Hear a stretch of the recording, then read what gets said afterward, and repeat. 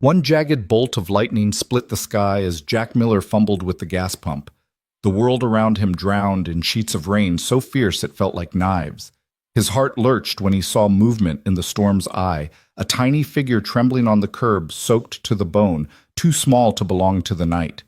Without a second thought, Jack slammed the pump shut, sprinted through the flood, and scooped the child into his arms. The girl's frail weight pressed against his chest. Her teeth chattered against the roar of thunder. Ignoring the howl of wind and the sting of icy drops, Jack hoisted her into his truck, his old headlights slicing through the chaos. Tires skidded as he fired the engine and barreled into darkness, determined to save a life he'd only just discovered and unknowingly stepping into a world he was never meant to enter. If you've ever wondered how one simple act can change your life forever, hit like, drop a comment below, and subscribe now because Jack's journey is only just beginning. Jack Miller wiped grease from his hands as he turned the final lock on the gas station door, an action he'd repeated thousands of times without thought. The storm had come out of nowhere, fierce even by Crescent Bay standards.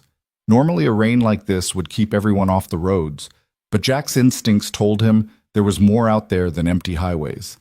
He glanced at the neon sign flickering closed before stepping into the tempest. His truck's windshield wipers groaned under the deluge as he eased onto the soaked asphalt. The path from the station to his small bungalow was usually a quiet 5-minute drive, but tonight it felt like an endless stretch of danger. Seawater-scented wind clawed at his jacket, and headlight reflections twisted in the downpour. Jack's son Lucas slept in the passenger seat, bundled tight in a hand-me-down hoodie, trusting his father without question. Jack stole a glance at him, soft chest rising and falling, unaware his dad was charging headlong into the storm. Then Jack saw her, a small silhouette beneath a battered street lamp. He slammed on the brakes, water spitting from the worn tires. In that instant, adrenaline flooded his veins. No father would ignore a child alone in a storm. Wincing at the screech of metal, Jack threw open the door and battled sheets of rain to reach the trembling girl. She stood ankle-deep in puddles, arms wrapped around herself, eyes hollow with abandonment. "Hey, over here!" Jack shouted, voice swallowed by thunder. The girl didn't move at first. He crouched, holding out his hands.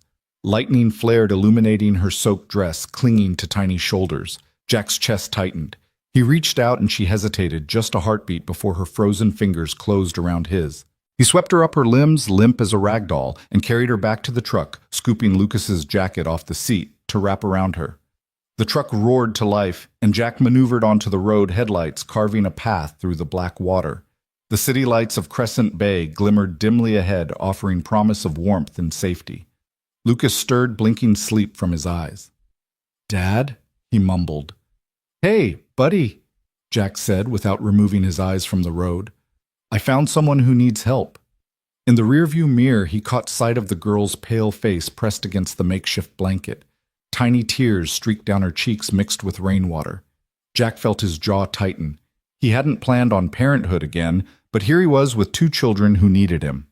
At home, the scent of cinnamon and coffee greeted Jack as he kicked off his soaked boots and guided Lucas inside. Their bungalow was modest creaking floorboards, threadbare rug, a faded photograph of Jack's late wife on the mantel. Tonight, it would shelter 3. Jack laid the girl on the living room couch, covering her with every blanket he could find. Lucas hovered, eyes wide with concern. "Dad!" Lucas whispered, "Who is she?" Jack exhaled, pulling off his rain-drenched jacket. "I don't know yet, kiddo, but we're going to find out and keep her safe." He placed a hand on Lucas's shoulder, then knelt beside the couch. "You hungry?" he asked the girl. She blinked at him, green eyes glassy with fear. Jack fetched mugs of hot cocoa for the kids, and Lucas offered the girl a smile, as warm as the steam rising from his cup. Her fingers closed around the mug, though her hands trembled so violently, Jack thought the hot chocolate might spill. He grabbed gently for the cup, caution in his every move. "Drink slowly," he advised. "You've been through a lot." She nodded, but words wouldn't come. Jack looked to Lucas, who shrugged. 7-year-olds didn't always have answers either. Jack turned back to the girl, placing a gentle hand on her shoulder. "We're your family now, okay? You don't have to be scared." The girl's eyes flickered upward, recognizing something in Jack's promise. He saw the first flicker of trust in her gaze. Tonight he had rescued 1 child. Come morning, he'd need to figure out how to protect her from whatever haunted her past. Jack's mind raced with questions. Who was she? Why had no one come looking, and how had this simple act of kindness already placed them all in danger? Yet in that quiet room with his son at his side and a stranger in his care, Jack felt the undeniable pull of purpose. The storm outside had driven her to him, and now he would face whatever storm lay ahead because no child, not even one he'd never met, would face the night alone. Jack eased the truck into the narrow driveway of his bungalow engine, ticking as it cooled. Lucas, still swaddled in his hoodie, yawned against the seatbelt, eyes heavy with sleep. In the back, Emily nestled under a borrowed coat, her tiny frame finally still, after hours of shivering and sobbing. Jack cut the engine and sat for a moment in the quiet hum of rain still drumming on the roof. He glanced in the rearview mirror at his son's fuzzy image and at the girl who'd changed everything in a single storm-soaked moment. "Come on, buddy," Jack murmured, unclipping Lucas's seatbelt. He scooped up Emily, careful not to disturb the thin warmth gathering beneath the layers he'd wrapped around her. The three of them moved inside Jack's boots, squeaking on the hallway floor, Lucas padding behind in bare feet. The first thing Lucas did was duck under the couch and emerge with a handful of blankets. He plopped them over Emily's legs and then climbed up to sit beside her. Emily's eyes fluttered open at the movement, her green gaze curious and wary. "Hi," Lucas said softly, brushing a damp curl from her forehead. "I'm Lucas. You can sit up if you want. Dad said you can have hot chocolate." Emily's lips twitched, no smile, but not a shake of the head either. Jack flipped on the kettle and rummaged through the cabinet until he found mugs decorated with cartoon cars. Steam curled from the spout as he poured boiling water over powdered cocoa mix. He added a splash of milk stirred until glossy and rich, then handed Lucas a mug and set another on the low coffee table in front of Emily. "Thank you," she whispered, voice scratchy from cold and fear. The cocoa warmed her fingers and she tilted the mug to her lips, taking a small, careful sip. "Slow down," Jack advised, kneeling beside her. "It's hot?" Emily nodded, cheeks coloring as the warmth spread.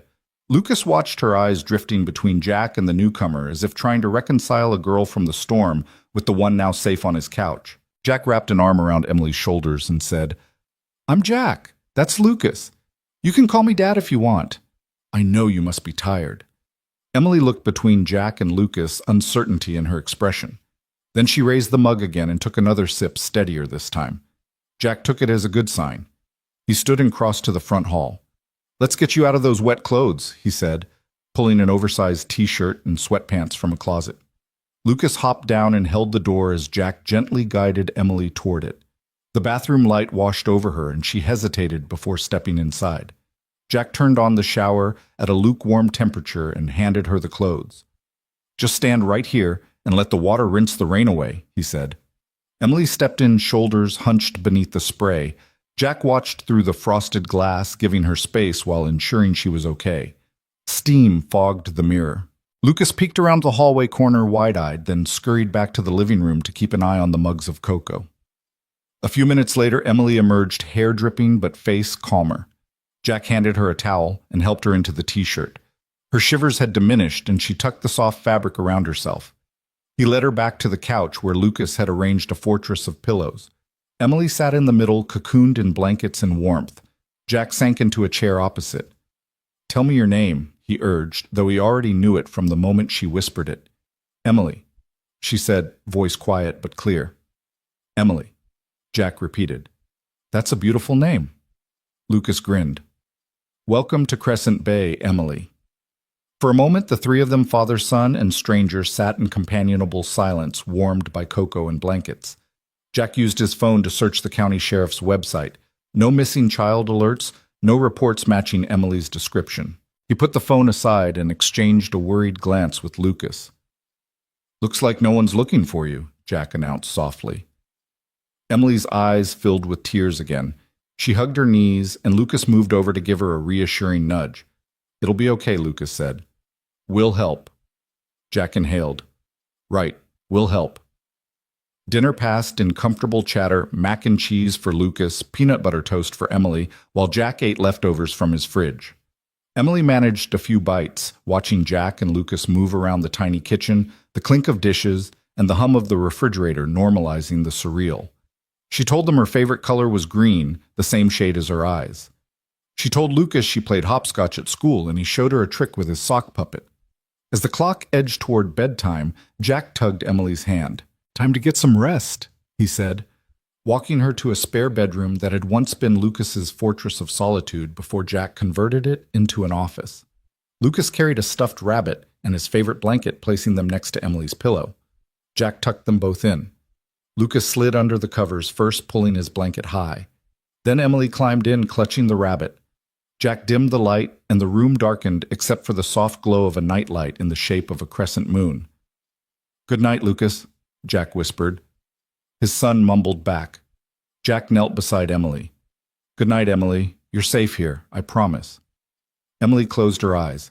Her breathing evened, and within moments she slipped into sleep, the first peaceful rest she'd known in who knew how long.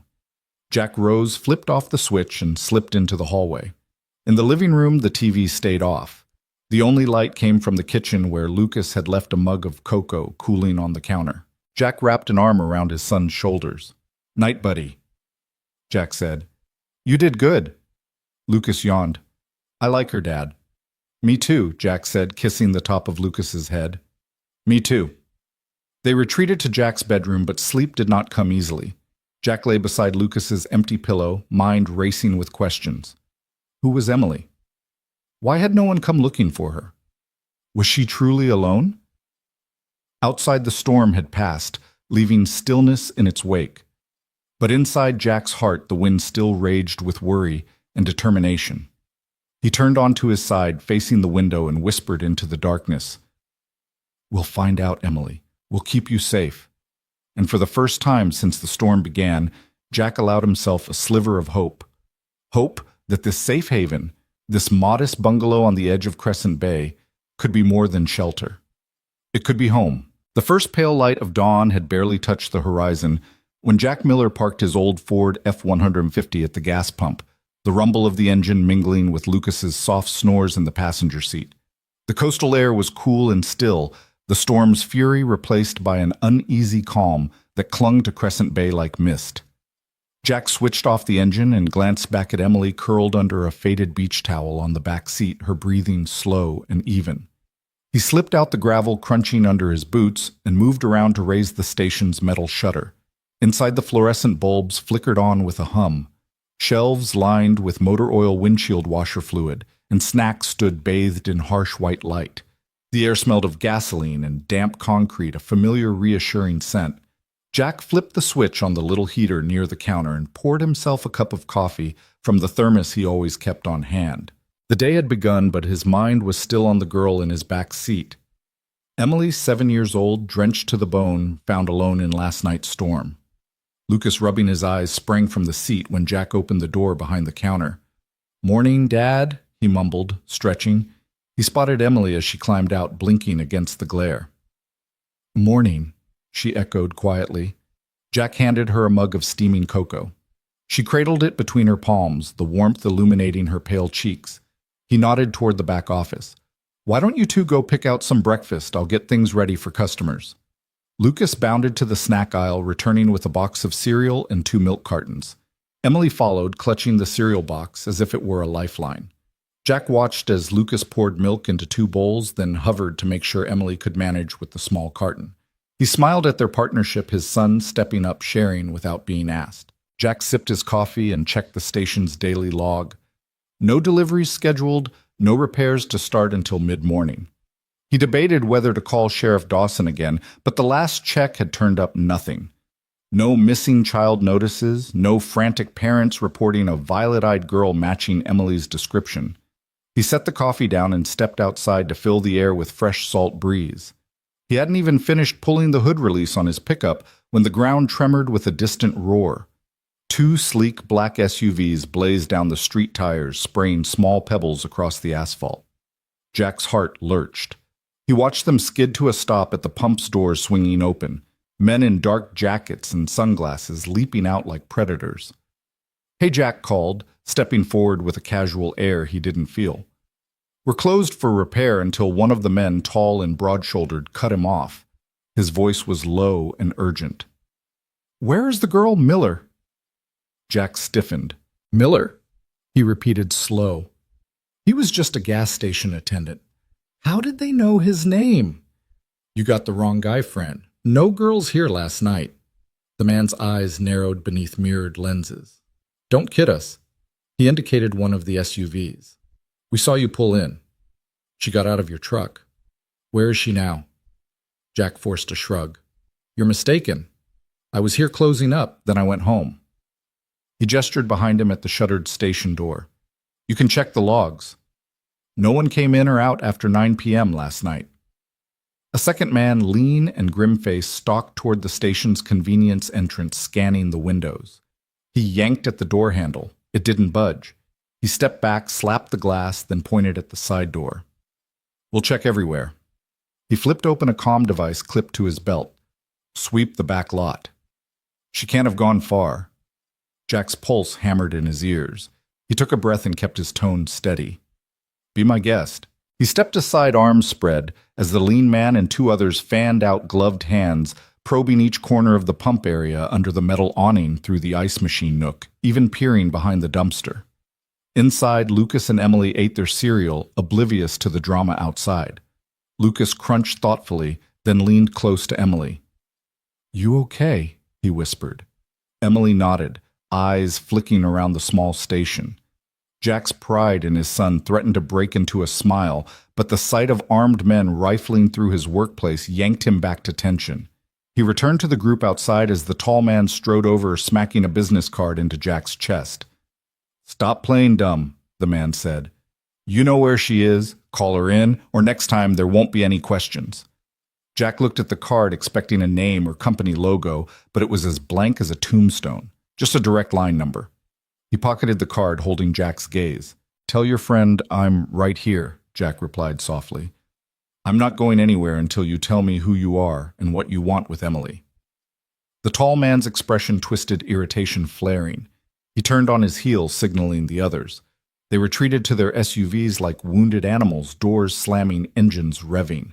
The lean man shot a glance back. This isn't over, Miller. Jack didn't respond. He watched until the SUVs disappeared around the bend, their taillights glowing like embers in the early morning gloom. He stood amid the puddles, reflecting the station lights, drenched boots, and cold coffee forgotten in his hand. Inside, Lucas hopped up. Dad, what was that? Jack swallowed the lump in his throat and forced a steady tone. Just some guys looking for something. Someone. They'll be back, but not today. He glanced at Emily's blank face and swallowed. I'll keep you safe, Emily. That's a promise. Lucas gave his hand a squeeze. We'll help, right? Dad? Jack met his son's unwavering blue eyes and nodded. Right. He tucked the mysterious business card into his pocket and turned to face his makeshift family. His son, protective and earnest. A little girl he barely knew, trusting them enough to sleep through the night.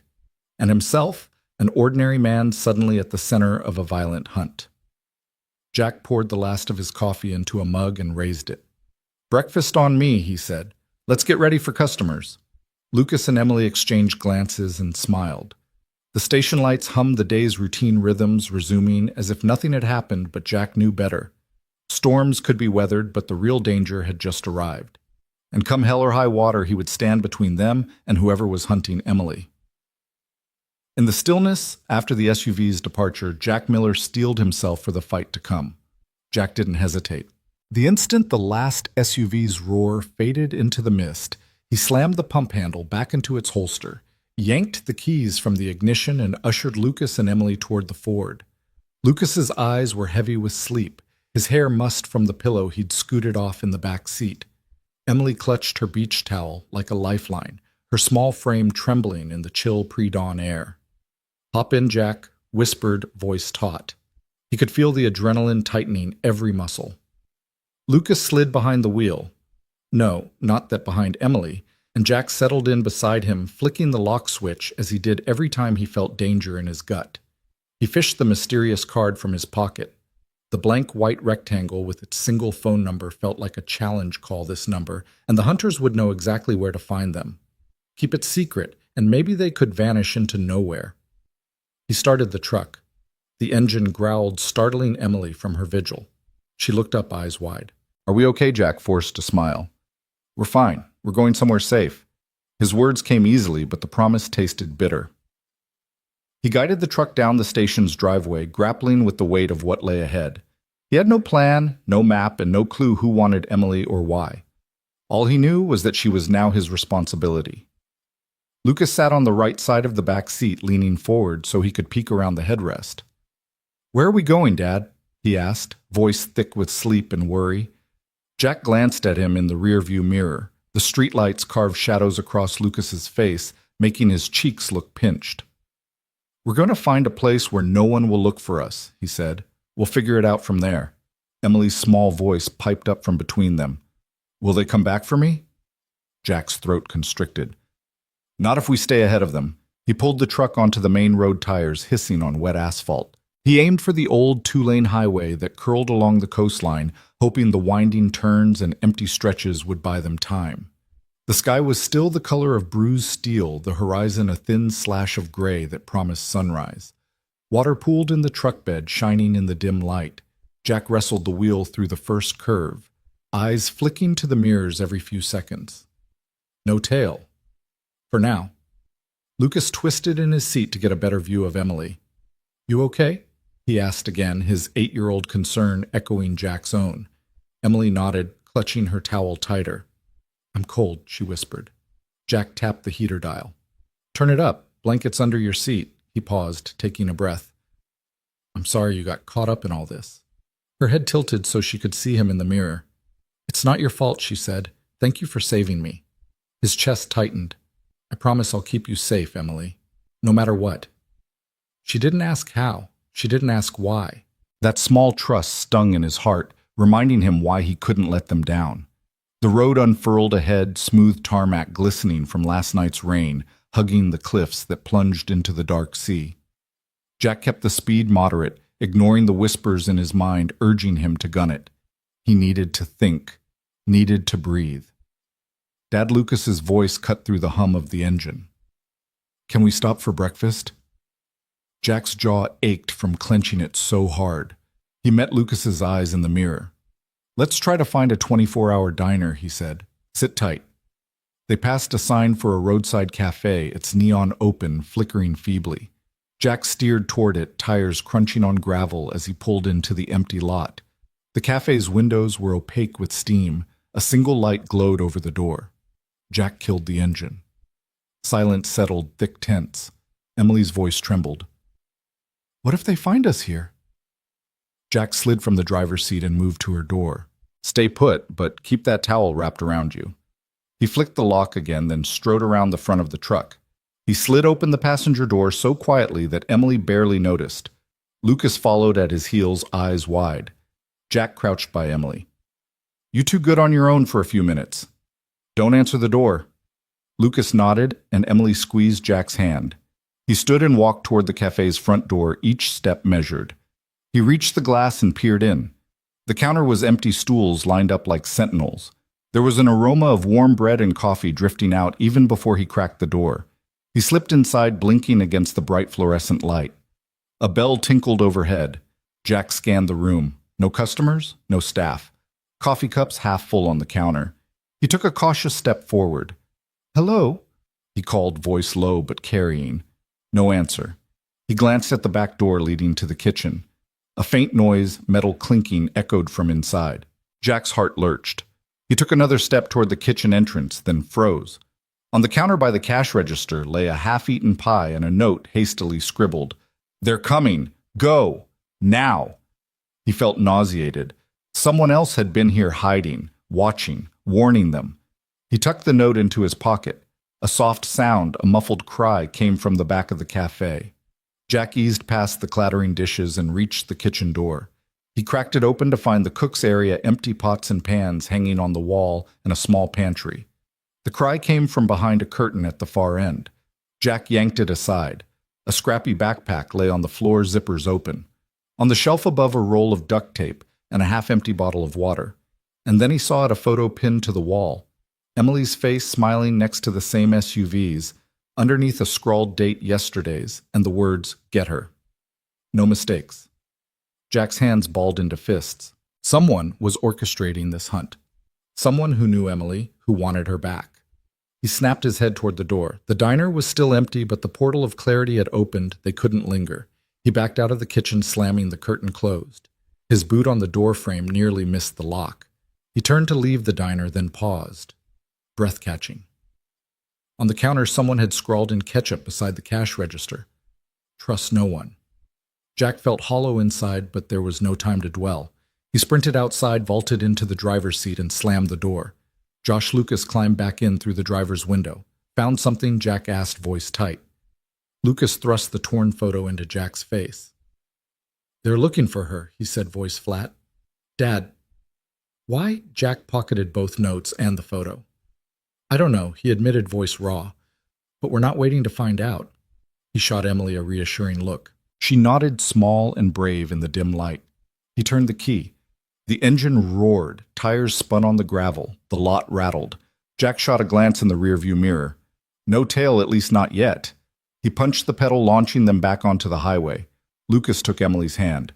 We're okay, he said more to himself than to her. Jack kept his eyes on the road. We will be, he replied. I promise you both, no matter who wants her, no matter why they'll have to go through me first. Emily squeezed Lucas's hand, then pressed her forehead against the cool glass of the side window. Jack's chest ached at her vulnerability. He eased the speed, letting the fog swirl around the headlights.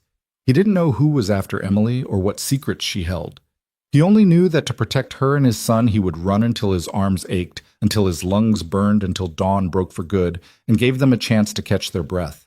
And even then, he would stand in front of them both, unwavering, because a stranger's life had become his cause, and he would not fail.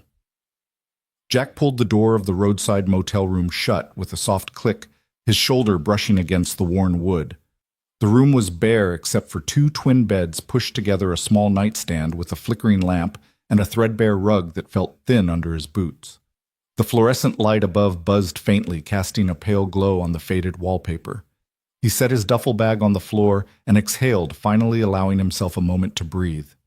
Lucas and Emily were perched on one of the bed's legs, swinging over the edge. On the nightstand sat a chipped ceramic mug filled with lukewarm coffee, steam lazily curling upward. Emily wrapped both hands around the mug, her small fingers dimpling the chipped glaze. Lucas nudged her gently. Drink it before it gets cold, he said in a hushed whisper. Emily nodded, her eyes fixed on Jack as he dropped onto a folding chair. He rubbed his temples, exhaustion nodding behind his eyes. All right, he said, voice raw. You kids stay here. I need to know more about you, Em. He used her nickname deliberately. They'd all taken risks tonight, and he needed to understand the stakes. Lucas slid off the bed and patted to Jack, concern flickering across his face. Dad, she said she'd tell us the truth. Jack met Lucas's gaze in the dim light. She did. I want to hear it. He turned to Emily, who took a long sip of coffee before setting it down. So much for lukewarm. She brushed a strand of damp hair from her forehead.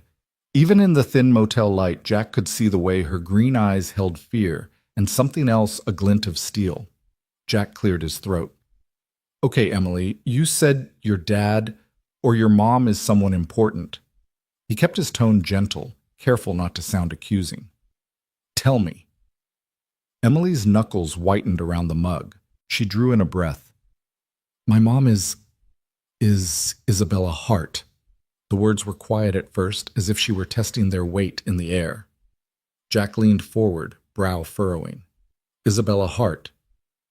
The CEO. Isabella Hart. Emily nodded, eyes trained on the floor. She's the head of Hart Industries, the tech empire global. She's worth billions. Jack's heart stuttered in his chest.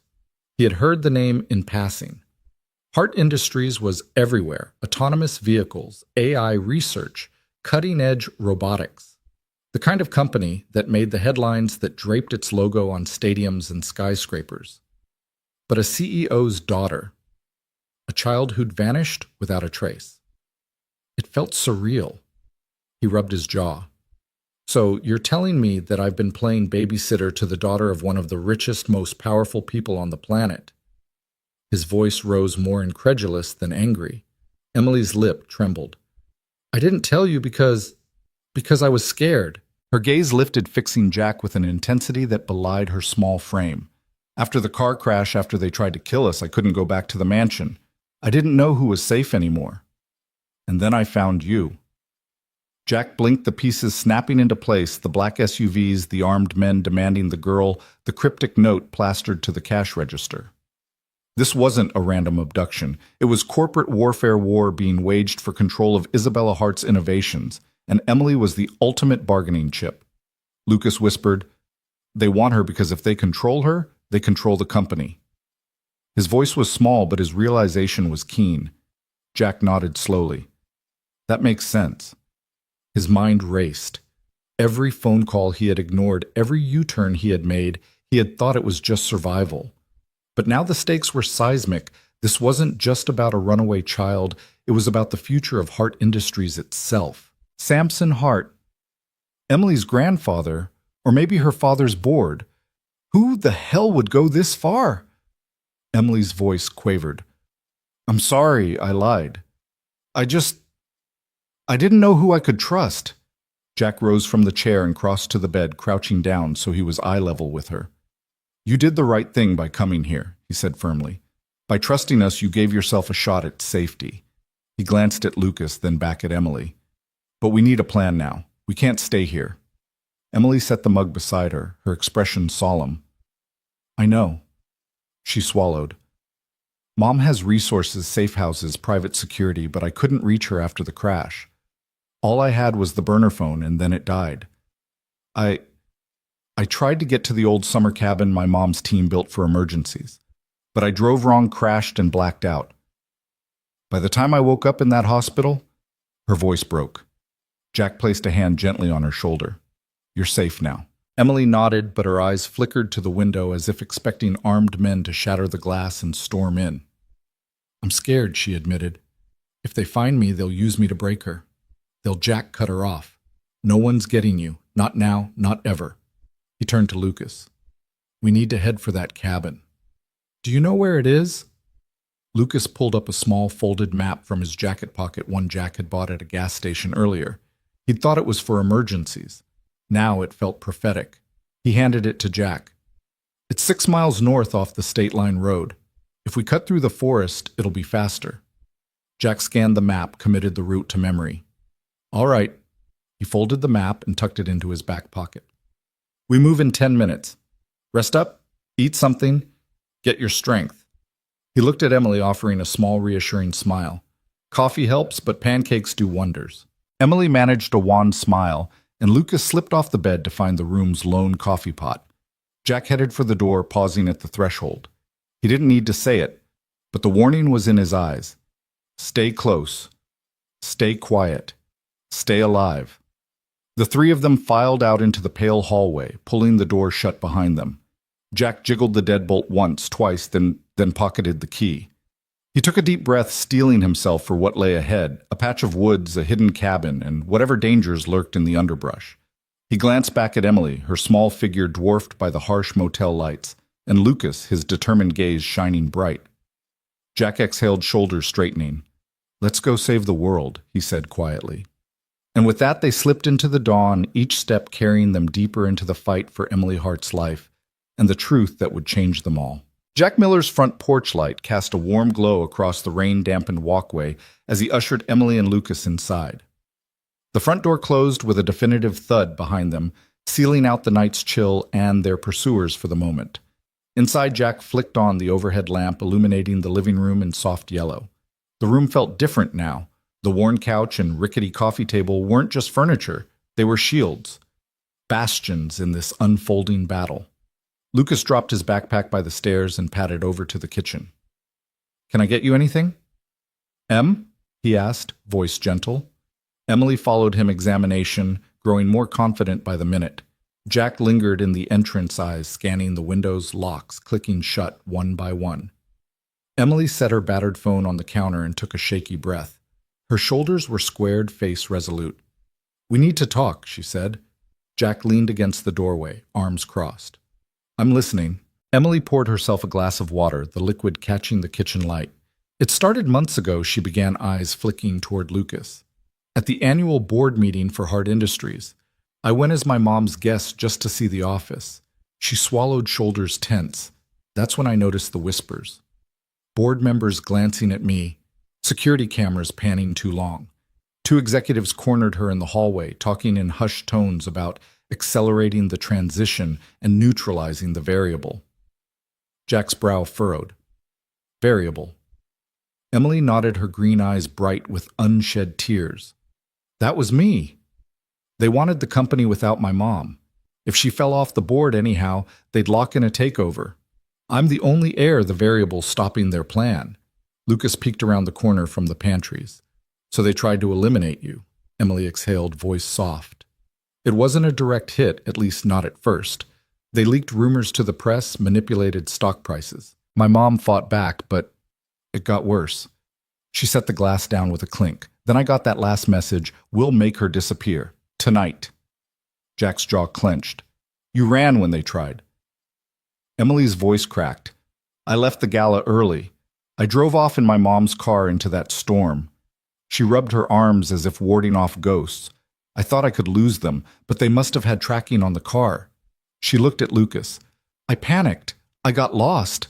Then, the crash. Jack stepped forward, placing a steady hand on her shoulder.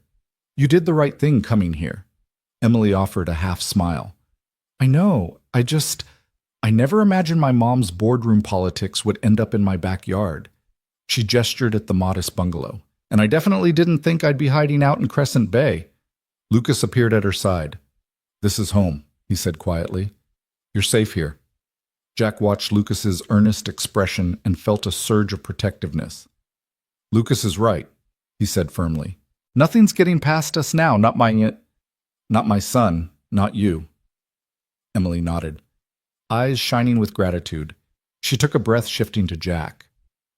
I need you to understand the scale of this. Hard Industries isn't just another tech company. My mom's created a self-driving AI system so powerful that military contracts and international partners are lining up. If those executives wrest control of it, they'll reshape global defense. Jack's pulse quickened. So this isn't just corporate greed, it's weapons-level tech. Emily swallowed.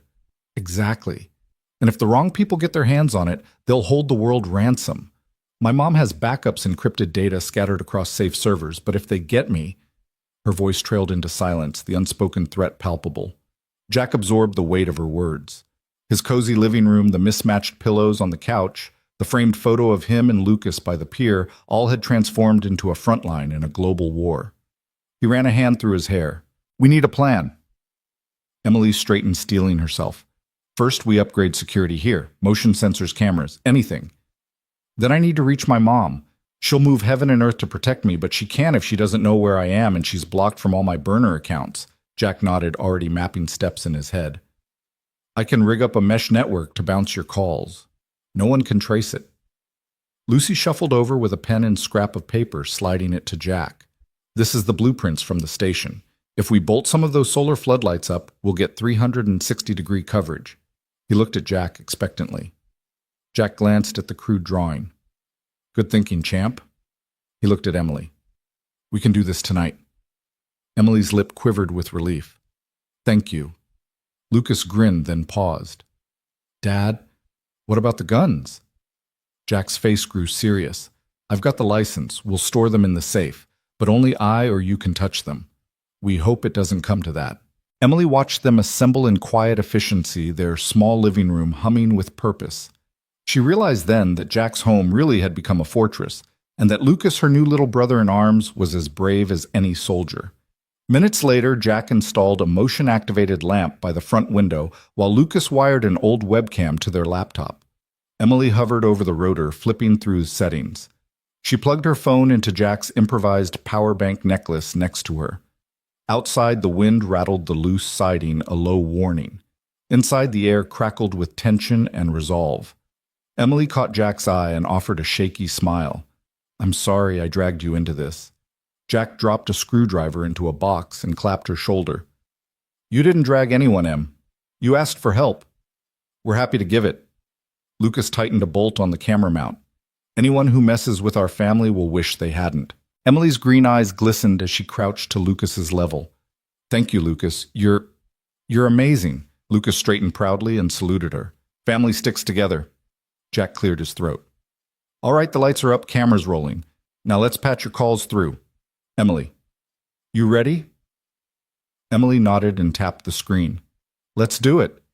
Jack paused by the front window, scanning the dark street beyond the glare of their newly installed floodlight. The routers hummed, cameras panned, and the living room felt sealed, protected. But he knew that outside these walls, powerful men were plotting. Still, none of that mattered now. In this moment, a struggling single dad's home had become a linchpin in a battle that spanned boardrooms and battlefields. As Emily's encrypted call connected with her mother's secure line, Jack stood back and watched her face light up at the first pleasant voice she'd heard in days. Lucas sat beside her, offering a supportive grin. Jack exhaled, shoulders uncoiling for the first time in hours. They were ready. Tonight, Crescent Bay stood between Hart Industries and chaos, and Jack Miller was determined to hold the line. Jack Miller stepped off the elevator and into the hushed expanse of Hart Industries' top-floor boardroom, every sharp edge and polished surface a reminder he didn't belong here. The air smelled faintly of new leather and ambition so different from the diesel and oil he was used to. His sneakers whispered against the marble floor as he followed Isabella Hart's personal assistant, Mara, to the head of the gleaming oval table. Around him, a dozen well-tailored executives exchanged curious glances. Their crisp suits and engraved nameplates spoke of boardroom battles Jack could only imagine. Emily hovered behind him, clutching Isabella's old leather briefcase, proof that she too felt out of place. Jack gave her a reassuring nod. "You okay, kiddo?" he whispered. Emily's pale green eyes flicked up. "Ready," she said, voice barely above a whisper. Jack swallowed, then met the steely gaze of the chairwoman, Margot Sinclair, one of Hart's most formidable directors. Sinclair's eyes were cool, assessing. Behind her windows framed the city skyline, 1,000 stories of power stretching to the horizon. Jack braced himself. Mara stepped back, carefully closing the boardroom door with practiced gentleness. Margot Sinclair stood and offered Jack a single nod. "Mr. Miller, thank you for coming on such short notice. We've heard remarkable things about you." Jack shifted on his feet. "Just happy to help." His voice sounded too loud in the pristine room. He cleared his throat. "Emily's safe now. That's all I want." Margot inclined her head. "Understood. As you know, certain factions on the board have questioned how best to secure the company's future. The incident with your rescue of Emily shows exceptional loyalty and problem-solving under pressure, qualities we value. But strategy matters too. We need assurance that your unconventional methods align with our long-term goals." Jack's heart pounded. "My methods got her here alive, ma'am. That's my goal, protect the kid." He glanced at Emily. She stood straighter now, more confident. "I'm not a professional negotiator, but I know loyalty when I see it, and Emily's life is worth more than any stock option." A murmur rippled through the assembled executives, some skeptical, some nodding. Margot lifted a finger. "We appreciate your candor, Mr. Miller, but Hart Industries is on the brink of multi-billion-dollar deals. The board needs to know you can navigate corporate dangers as deftly as you did the highways and byways of Crescent Bay." Jack inhaled, then let it out steadily. "I've faced collapse before lost. My wife struggled to keep my boy fed. I've learned that when you believe in someone, you don't just turn away when things get messy. You roll up your sleeves. You learn what you need to learn. I don't have a business degree, but I know how to fix problems, understanding engines, understanding people. I figure out what's broken, and I fix it." He noticed a few of the younger executives leaning forward, interest sparked by his sincerity. Margot Sinclair's expression remained inscrutable, but her next words were softer. "We value integrity as much as innovation, Mr. Miller, and your integrity is evident. However, in the heart of our headquarters, we operate on data forecasts, financial models. Will you be able to adapt?" Jack felt the weight of their expectations, but stood firm. "I adapted to single fatherhood in a storm, didn't I? I'll adapt here. Show me what I need to know, and I'll learn it. I've got a kid counting on me, and she's got a future worth fighting for." A senior director, Jonathan Reyes, cleared his throat. "What specific role do you envision? You've proven instinctual brilliance in crisis. But where do you see yourself within Hart Industries?" Jack thought of Lucas and Emily and of all the nights he'd spent in Greece and cold earning every dollar. I don't need a title. I just want a place where I can help keep Emily and everyone here safe.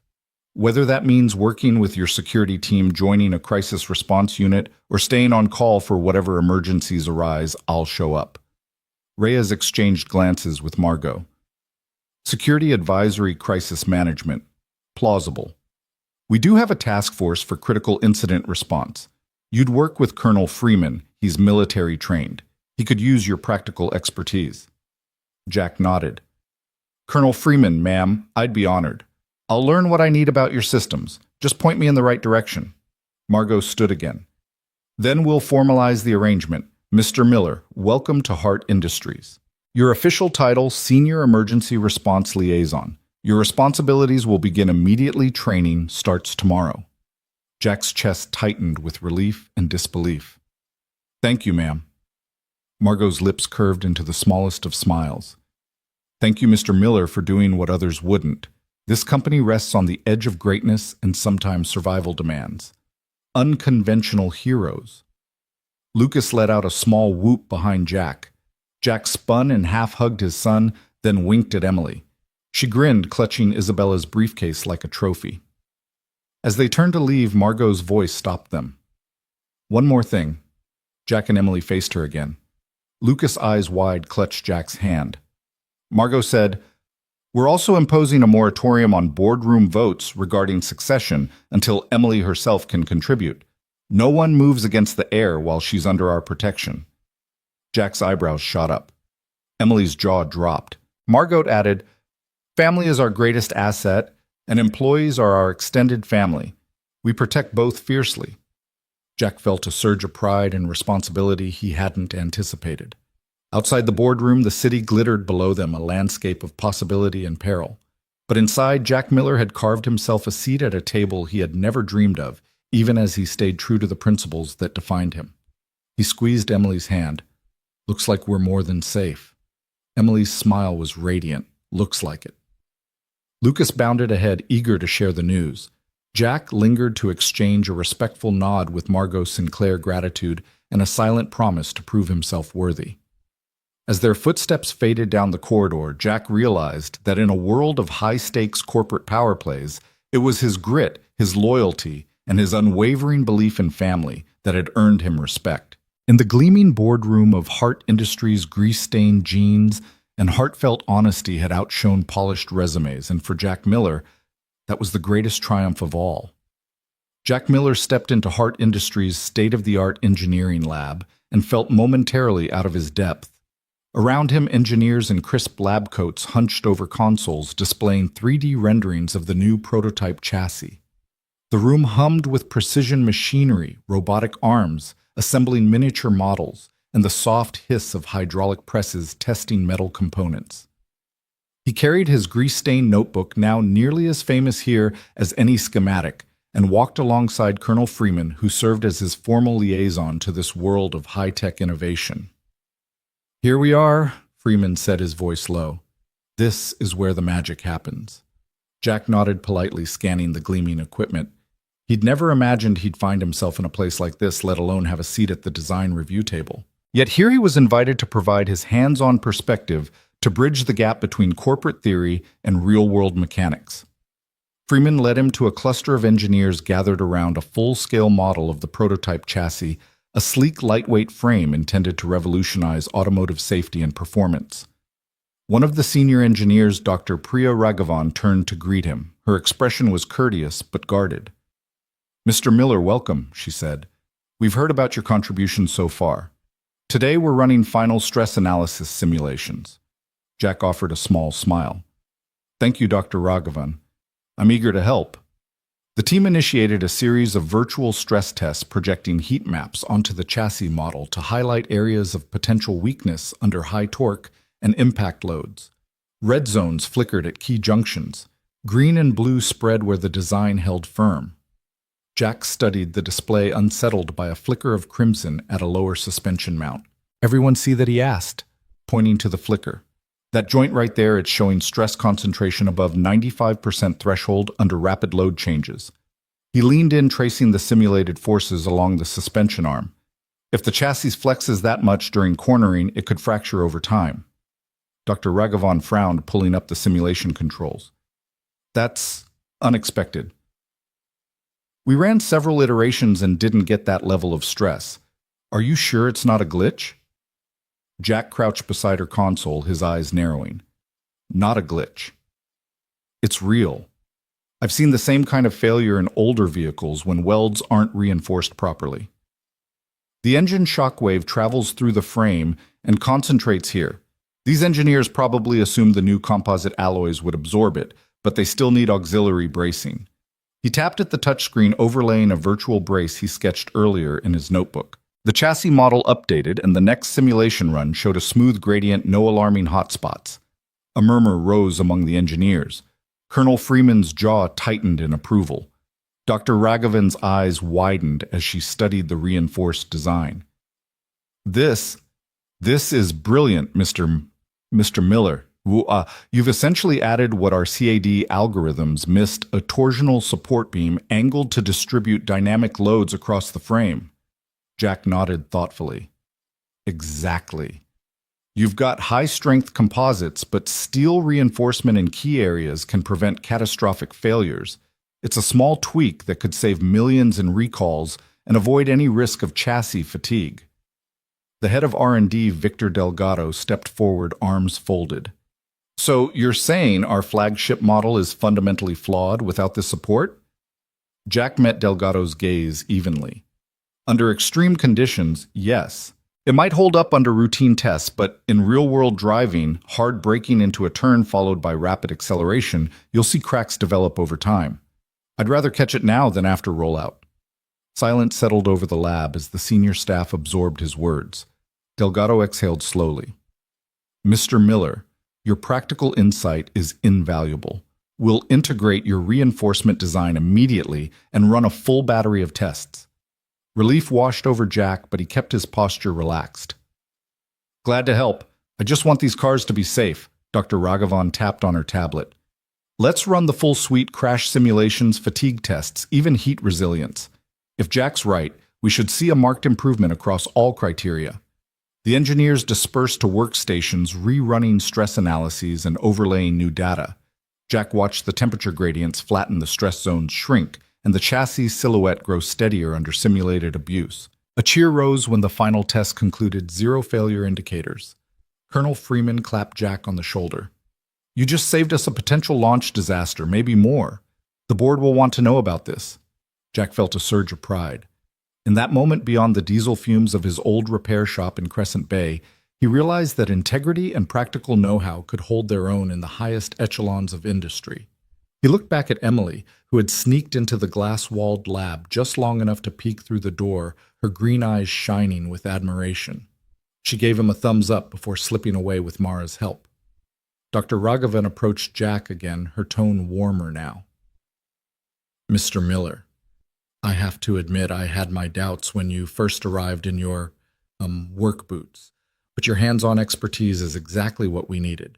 You've earned my respect and a permanent place on our design review panel if you'd accept.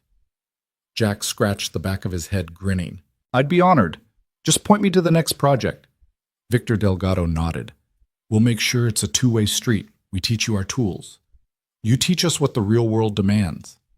Jack felt a true sense of belonging for the first time since his wife's passing. Here in this high-tech lab, he was more than the single dad from a sleepy coastal town. He was a trusted partner shaping the future of automotive safety. As he walked out of the lab, shoulder to shoulder with Colonel Freeman, and Dr. Raghavan, Jack glanced back at the prototype chassis. The gleaming frame now carried more than just steel and composite. It carried the weight of his dedication, his integrity, and the unspoken promise that every life counts, whether it's the CEO's daughter or the family in a small seaside community. And in the hushed corridors beyond, executives would whisper of the grease-stained hero whose wisdom saved Hart Industries from its own ambition. Jack Miller stood at the front of the gleaming conference room, a single slide projected behind him, showing a heat map of stress distribution across the revised chassis design. The lights dimmed as he clicked to the next image, the virtual prototype with his reinforcing beam firmly in place. The room was silent save for the soft hum of the air conditioning and the faint tapping of fingers on touchscreens. He took a slow breath, feeling every set of eyes upon him. The engineers who had initially doubted him, the board members in expensive suits, and most important, Isabella Hart herself, whose daughter's safety still lay at the heart of this entire undertaking. "Ladies and gentlemen," Jack began, his voice steady, despite the knot in his stomach. "What you're looking at is the final stress test after implementing the reinforcement I proposed in our last session. As you can see, the red hot spots have disappeared entirely, replaced by a uniform gradient that never exceeds 75% of the material's fatigue limit. That margin of safety means we can proceed with confidence, no risk of chassis failure under normal or even extreme conditions." He let his words sink in and clicked to the concluding slide, a side-by-side comparison of crash simulations with and without his modification. The original design buckled sharply under impact, whereas the reinforced frame absorbed and redistributed the force evenly, showing minimal deformation. Jack paused there, letting the contrast speak for itself. Murmurs ran through the audience. A senior engineer to his right leaned over and whispered something to his neighbor, who nodded with growing respect. Jack swallowed his nerves and looked directly at the board table where stern faces had so recently doubted him. He saw Marjorie Caldwell, once dismissive, lean forward, her lips parting in surprise. To his left, Victor Delgado's expression shifted from skepticism to reluctant admiration. Isabella watched him intently, her eyes shimmering with pride. She caught his gaze and offered a small, encouraging nod. That was all the affirmation Jack needed. He closed the presentation with a simple "thank you" and stepped away from the podium. A heartbeat later, the first applause echoed through the chamber, tentative at first, but growing in volume and confidence. It swelled into a standing ovation. Jack felt a rush of relief and humility, as men and women he'd never thought would clap for him now rose to their feet, offering him respect he'd never sought but deeply appreciated. Isabella stood as well. She crossed the room gracefully, her presence commanding attention even in this sea of executives. When she reached Jack, she extended her hand, not to shake, but to take his in a firm, grateful grasp. "You exceeded every expectation," she said, her voice warm but carrying the hall's hush. "You didn't just fix our design, you saved us from a potential disaster. Hart Industries owes you more than I can express." Jack managed a grin. "I just did what anyone would do for family," he replied, thinking of Lucas and the little girl who had started this journey. "I'm glad it worked." Marjorie Caldwell, now visibly moved, stepped forward. "Mr. Miller, on behalf of the board, I'd like to formally invite you to join our Technical Advisory Council. We need more of that hands-on expertise, that real-world perspective." Jack looked to Isabella, who nodded. He took a breath. "I'd be honored," he said, and the applause, renewed stronger this time, mingled with genuine cheering. Lucas, tucked at the back of the room in Isabella's arms, beamed. His 8-year-old face shone with pride, proof that Jack's greatest victory was the trust and admiration of his son, and now an entire corporation. As the crowd began to disperse, engineers gathered around to shake Jack's hand, ask follow-up questions, and even suggest new projects where his practical skills could make a difference. Isabella leaned in, her tone low but enthusiastic. "After everything we've been through, I can't imagine Hart Industries without you on our team." Jack nodded, emotion thick in his throat. "I never expected any of this when I pulled over that night," he admitted quietly. "I was just trying to help a scared kid." She smiled, reaching for his arm. "That act of kindness changed all our lives, including mine." "You're more than a hired expert, Jack. You're family." Later, as staff members cleared the room, Jack slipped away with Isabella and Lucas to a quiet corner.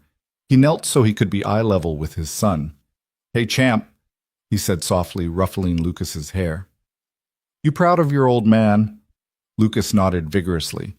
"You're the best dad and hero ever," he exclaimed, hugging Jack's neck. Jack laughed, hugging him back. In that embrace, he felt the enormity of what had happened. His life, once defined by grease and small-town worries, had expanded into something he'd never imagined: a guardian, not just for his son, but for a child whose very existence carried the weight of a corporate empire. Isabella watched them, a gentle smile on her lips. "You did more than save a car," she murmured to Jack. "You saved a life, and in doing so, you saved our family." Jack met her gaze, gratitude and determination shining in his eyes. "We'll keep doing it," he promised. "Together." And in the renewed energy of Hart Industries corridors, where once whispers of doubt had drifted, there was now a new reverence for the man who taught them that integrity, compassion, and hands-on expertise were the greatest assets any empire could possess. Isabella Hart stood in the hushed corridor outside her Uncle Victor Hart's expansive corner office, clutching a slim folder filled with irrefutable evidence of his betrayal. The polished marble underfoot reflected the water-stained portraits lining the walls, images of Hart Industries' founders, her true family lineage. But Victor had twisted that legacy into a weapon, turning shareholder scheming into a kidnapping plot that nearly cost his own niece her life. No more. She paused at his door, took a steadying breath, and stepped in. Victor Hart rose from behind his gleaming mahogany desk, his tailored suit immaculate, his smile camouflaging the ruthlessness beneath. The late afternoon sun slanted through floor-to-ceiling windows, lighting motes of dust in the expansive office. Jack Miller and Lucas lingered by the window, a silent guard, and a proud young witness to this reckoning. Uncle Victor Isabella began, her voice calm but resolute. "We need to talk." Victor's expression flickered as though he hadn't expected his favorite niece to confront him, and certainly not here in his sanctum. "Isabella," he said smoothly, gesturing to a high-backed leather chair. "To what do I owe this pleasure? I hope it isn't another of your family dramas spilling into my domain." She ignored the jab and set the folder on his desk. "Spare me the patronizing tone. We have proof you orchestrated Emily's abduction," she said, sliding the folder toward him. Victor's predatory grin faded as he picked up the first-sheet email exchanges between him and the shadowy operative who'd pounded on Jack's gas station door, plus bank transfers to a shell company tied to his private investigator. He flicked through the pages, brow furrowing. "Where did you get this?" he demanded, but his voice lacked conviction. She stood elbows braced on the desk. "Claire uncovered it in your encrypted archives. You underestimated me and my daughter's loyalty." She motioned to Lucas, who patted Emily's hand in quiet solidarity. Victor's shoulders sagged for an instant before he squared himself. "You have no idea what you're meddling in," he snarled. "Oh, I know exactly what I'm exposing," Isabella shot back. "Your plan was to force me into handing over control of Hart Industries by threatening Emily's safety. You counted on my maternal instinct to override my corporate responsibilities. But you forgot one thing: a mother's love is stronger than any boardroom threat." He laughed, a sharp, humorless sound. "Do you really think you can defy me? I'm the chairman of this empire. I control half the board, the investors, the media narratives. I could ruin you with a single press release." She leveled her gaze, voice barely above a whisper, yet more powerful than any gunshot. "You already tried to ruin me by sending those goons to my doorstep. But you lost control the moment a stranger, Jack Miller, rescued my daughter instead. Your empire is built on manufactured loyalty and fear. Now that the truth is out, those you think you command will turn on you." Victor's jaw clenched visibly. He tipped his head back, regarding the high ceiling as though seeking escape. He closed his eyes. When he spoke again, his voice was subdued. "What do you want from me?" Isabella let the question hang, then answered with precision. "First, you resign your position, effective immediately. Second, you transfer your voting shares to the charitable trust we discussed, ensuring Hart Industries focuses on innovation and ethical growth, not power plays. Third, you apologize to the people you endangered." Victor opened his eyes, looking every bit the wounded lion. "You're demanding I dismantle everything I've worked for. I'm demanding you do the right thing," she said, "or I hand this dossier to regulatory authorities and the press. That's not a threat, it's a promise." He stared at her with calculating eyes, measuring her resolve. Outside Jack's silhouette moved a silent reminder that violence wouldn't save him now. Lucas peered from behind his father, youthful hope shining in his eyes, and Emily's small hand gripped Isabella's in quiet support. At last, Victor exhaled, lower lip trembling. "You're relentless," he muttered. Then softer, as if admitting something he'd never allowed himself to acknowledge, "I didn't count on you being strong enough to fight me on this level." Isabella's heart stuttered at the rare admission. "I'm your niece," she replied. "You taught me that strength is the only currency that matters when everything else fails." Victor straightened, looking every inch the corporate titan she'd always known, but now stripped of his facade. He reached into his jacket pocket and withdrew a signed resignation letter, sliding it across the desk. Her pulse pounded as she picked it up. Proof that even the most ruthless puppeteer could be forced to cut the strings. He leaned in, voice quieter now, tinged with something like regret. "I'll do it," he said. "But know this, you've alienated half the board. You'll need allies to rebuild from this chaos." Isabella nodded, closing the folder. "I have them," she said, eyes flicking to Jack and Lucas. "I have family." Victor sank back into his chair, shoulders slumping. Then, "Take that power, Isabella. Prove me wrong." She tucked the resignation letter into her portfolio. "I intend to. And I'll start by ensuring my daughter's safety, something you should have prioritized from the beginning." Victor gave a weary nod. "For Emily's sake, thank you." Isabella turned and walked toward the door without another word, Jack and Lucas following. As they left, Victor called after her softer. "Be careful, Isabella." She paused in the hallway and glanced back. Always, she said, and stepped into the bright corridor, leaving her uncle to contemplate the downfall of his schemes. Outside the skyscraper, the wind carried no threat, only the promise of fresh beginnings. Isabella took a deep breath of the evening air, Jack's steady presence at her side, Lucas clutching Emily's hand. Together they had faced shadows, both literal and figurative, and emerged victorious. Isabella looked down at Emily and Lucas.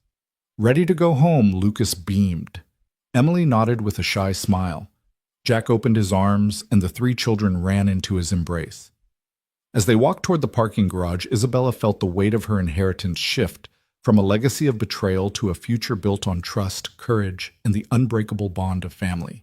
Jack Miller wiped grease from his hands and took a deep breath, savoring the familiar hum of his garage in Crescent Bay. The salty afternoon breeze drifted in through the open door, carrying the tang of engine oil and the laughter of two children working side by side. In the center of the shop sat a battered 1967 Ford Mustang, its faded teal paint promising stories of long-ago road trips and midnight rides. And now it was the canvas on which a new family portrait was being painted, one of unity, resilience, and second chances. "Okay, Lucas?" Isabella called from the other side of the car, her voice light and encouraging. "Hold that bolt steady." She knelt beside her daughter Emily, whose small hands gripped a socket wrench with wide-eyed concentration. Lucas mirrored Emily's posture on the opposite side of the engine, offering supportive, if sometimes shaky, assistance. Jack leaned against a tool chest, arms crossed, watching the scene with a proud, almost awestruck smile. Emily's brow furrowed as she loosened a stubborn bolt. "It's so hard, Mommy. I'm trying." She glanced up at Isabella, cheeks puffed with effort. Isabella smiled and placed an encouraging hand on Emily's shoulder. "That's it, sweetheart. Remember what I said, steady pressure, then a firm twist. You've got this." She guided Emily's small movements, her once cutthroat corporate composure softened into maternal patience. Behind them, Lucas jabbed at a ratchet, trying to catch up. "I can help too, right?" he asked, voice full of hope. Isabella turned and ruffled Lucas's hair. "Of course you can, buddy. Why don't you hand Emily that spare bolt next?" Lucas beamed and scurried to retrieve the part. Jack cleared his throat and stepped forward. He offered a rag to Emily. "Here, wipe your hands when you're done. You're doing great." His voice carried the steady warmth of late-night shifts at the gas station and early morning school runs. Without warning, Emily's bolt came free with a decisive snap. She looked up, eyes shining. I did it, Daddy." She held her hands aloft, the wrench trembling in triumph. Lucas let out a whoop. "Nice work, Em." He high-fived his sister, then spun to Jack for his own celebratory hug. Jack swept both children into a bear hug, laughter booming off the walls. Isabella watched with misty eyes the last echoes of corporate battles distant beneath the chorus of his joy. She set aside the socket wrench, rose to her feet, and joined the embrace, forming a circle of arms and laughter around the Mustang. When they finally broke apart, Isabella glanced at Jack with gratitude flickering in her gaze. "Thank you for this," she said softly. "For giving us a home." Jack shrugged, leaning against the car's gleaming chrome bumper. "You two bring more adventure than I ever bargained for," he teased, nodding at Emily and Lucas. "But I wouldn't have it any other way." Lucas climbed onto the Mustang's hood, dangling his legs. "Can we paint it next?" he asked eagerly. "Make it red and white with racing stripes." Isabella exchanged a look with Jack. He laughed and shrugged. "Why not? It'll be a classic in no time." "Deal." Emily chimed in, hopping onto the adjacent fender. Already she was dreaming of future rides with her new family, coastal drives, picnics by the pier, and endless afternoons beneath the California sun. As Jack retrieved a can of primer and a brush, Isabella called out, "Hey, I've been thinking." She paused, folding her arms. "I want to set up a trust for Lucas and Emily to make sure they're safe no matter what happens.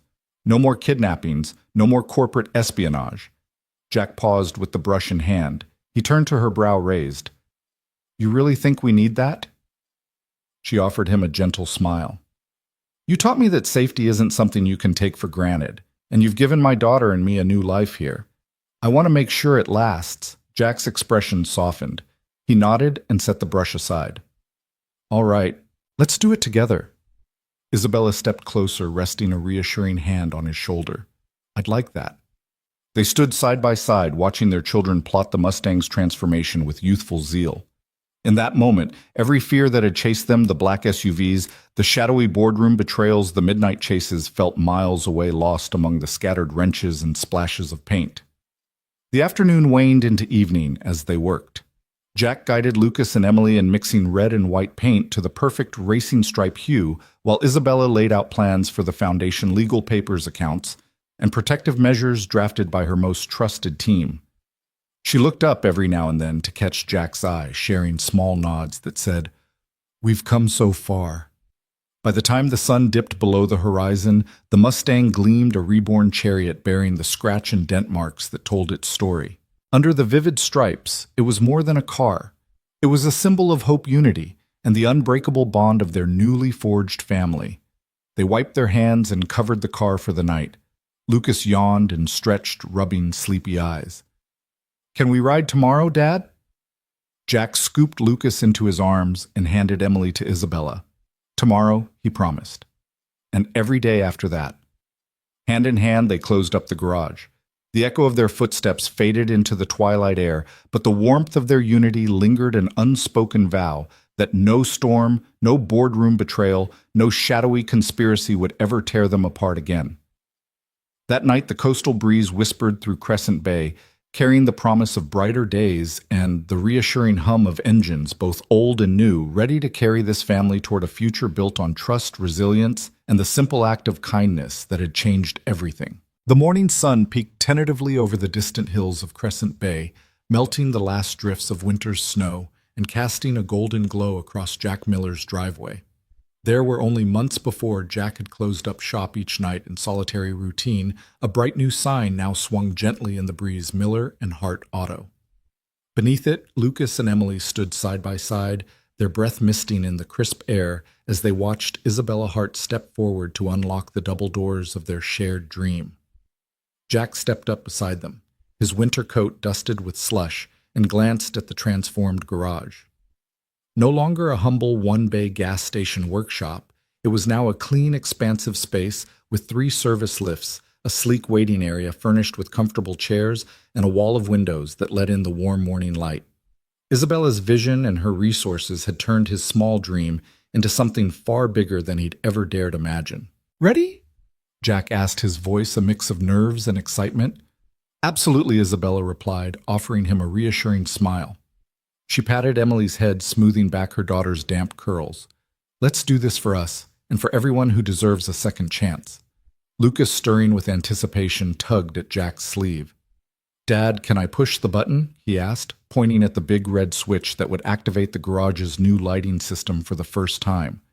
Jack looked over at Isabella, whose eyes glistened with pride. "Go on, champ." Lucas took a deep breath, placed his small hand on the switch, and flipped it upward. In an instant, dozens of bright LED lights hummed to life, illuminating the showroom-like floor and revealing the crisp logo emblazoned on the service bays. The interior gleamed with possibility. A group of neighbors' friends who had watched Jack's solitary struggle stood beyond the garage doors waiting to cheer. Among them were old customers from the gas station, curious local business owners, and the sheriff tipping his hat from the sidewalk. As Lucas released the switch, the crowd erupted in applause and cheering. Jack stepped forward. "Welcome everyone to the grand opening of Miller and Hart Auto." He said, his voice carrying both gratitude and humility. This place isn't just about fixing cars, it's about building dreams, offering second chances and supporting one another no matter where we come from. And I couldn't have done it without these incredible partners. He nodded to Isabella, who stood beside him, her arm around Emily's shoulders. Isabella raised a hand to quiet the gathering. Thank you all for being here. She began, her tone warm and genuine. When Jack first told me about his dream, I saw not just a garage, but a community in need of a place where people could find more than just repairs, they could find hope. My daughter and I are honored to stand with Jack Lucas and all of you as we embark on this new journey together. A soft wind carried the scent of brewing coffee from the waiting area as Isabella's assistant began serving hot drinks. Plates of homemade cinnamon rolls, Jack's personal favorite, were passed around. Emily distributed colorfully printed business cards featuring the new logo, her small hand shaking slightly with excitement. Lucas introduced himself to curious guests, rattling off details of the Mustang project they had completed together. After a few moments of mingling, Isabella pulled Jack aside. "Look at them," she whispered, indicating Lucas and Emily, laughing as they showed a retired mechanic how to operate the new diagnostic scanner. "They believe in this place as much as we do." Jack watched the children, his chest swelling with pride and affection. "They remind me why I started this in the first place," he replied softly. "For Lucas. And now for Emily, too." He placed a hand over his heart, where a family photo of the four of them, taken just weeks earlier in the garage, stood in a silver frame. Isabella squeezed Jack's arm and handed him a glass of champagne from a passing server. "To family," she said, and he clinked his glass gently against hers. As the morning wore on, the first customers rolled in, a young couple with a sputtering sedan, a retired schoolteacher whose classic pickup needed a tune-up, and a local delivery driver eager for a quick safety check. Jack and Isabella moved seamlessly among them, Jack greeting each driver with down-home sincerity, and Isabella offering corporate-grade efficiency and behind-the-scenes support. Lucas shadowed Jack at every turn, handing him tools, while Emily followed Isabella's calm instructions as she checked tire pressures and brake lights. When the retired schoolteacher, Mrs. Alvarez, stepped out of her pickup, she shook Jack's hand enthusiastically. "This place has heart, son," she said. "Thank you for caring." Jack glanced back at Lucas, who beamed with pride, then turned to thank Mrs. Alvarez, eyes misty. By midday, the garage floor was alive with hums of activity lifts rising and falling, mechanics greeting each other by name, and the gentle whir of tools everywhere. Isabella moved behind a desk in the office section, organizing schedules, approving orders, and speaking softly with suppliers. The partnership was unfolding perfectly, Jack's mechanical expertise and community roots complemented by Isabella's financial know-how and industry connections. In the quiet lull of the afternoon, Jack found a moment to step outside. The driveway, once slippery with melting ice, was now clear, the morning snowmelt gathering in puddles that reflected the bright sign overhead. He took in a deep breath, tasting the salt from the nearby ocean. This place was more than a business. It was a symbol of transformation born from a single act of kindness on a stormy night, blossoming into something that would outlive them all. Isabella joined him, carrying Emily, who was half asleep, against her shoulder. Lucas trailed behind, yawning and rubbing his eyes. Jack knelt to greet Lucas. "Rough day, buddy?" he asked. Lucas nodded, then flopped into Jack's arms. "I love it here." Jack set him down gently and looked up at Isabella. "Thank you," he said quietly. "For everything." Isabella brushed a lock of hair from Emily's forehead. "Thank you for believing in me and in us." They shared a smile as Emily stirred in her mother's arms, blinking up at them with sleepy green eyes. Isabella kissed Emily's forehead and stood next to Jack, resting her hand on his shoulder. Together they watched the children, the customers, the freshly painted bays housing a future they had rebuilt, one bolt at a time, one act of kindness at a time. Before heading inside, Jack picked up a handful of melting snow from the driveway and let it fall through his fingers. "A brighter tomorrow," he murmured, echoing the unspoken promise between them. Isabella nodded. "A brighter tomorrow." Inside, the laughter mingled with the hum of the engines. The clients who once sneered at corporate types and the corporate titans who once scoffed at grease-stained jeans had found common ground. Caught between the scent of fresh paint and warm coffee, Jack and Isabella, once strangers bound by fate, now helmed a small empire of trust and compassion. As the sun dipped toward the horizon, painting the sky in shades of orange and pink, The last customer drove off into the evening headlights fading down the road. Jack locked up the front doors, and Isabella hit the final switch, dimming the lights. Lucas and Emily, finally exhausted, leaned against their parents as they walked home, a family unbreakable, forged in storm, and sealed by hope. Tomorrow the alarms would sound again. The doors would open, and the engines would hum. But tonight, beneath the last glow of the Miller and Hart auto sign, Jack placed an arm around Isabella's waist and whispered, "We did it." She rested her head on his shoulder and replied, her voice soft with wonder, "We did."